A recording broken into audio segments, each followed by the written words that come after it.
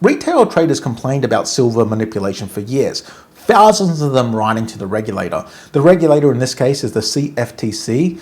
They are the US government body that polices these markets. That's their entire job. They investigated silver for 5 years, and on the 25th of September 2013, they closed the investigation and said, and I quote, "There's not a viable basis to bring an enforcement action. Nothing happening here, go home, you're just imagining it, guys."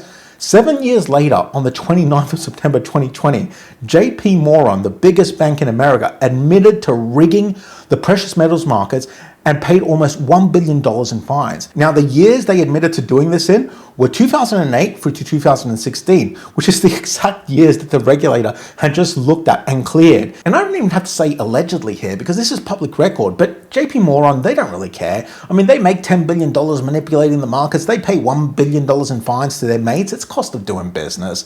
And everyone knew that market was being manipulated, not just retail, by the way. Bart Chilton was a commissioner at the CFTC, and he must have been outspoken, by the way, because he said in October of 2010 in public, there has been fraudulent efforts to persuade and deviously control that price, referring to the price of silver.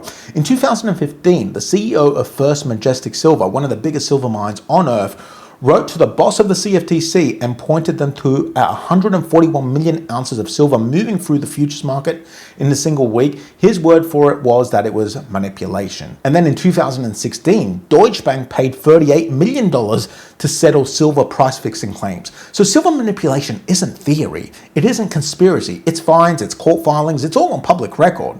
But what does this all come down to? Let me break it down for you. Why were we lied to about the silver crash? Because cheap silver has been in the American national interest for 60 years, and it still is. For decades, they held the price down with metal by selling metal until the vault was empty. Since then, they've held it down with a rule book. So who's holding it down now? Comex, a market in New York whose biggest members are the banks that make money when silver falls because they're short on silver.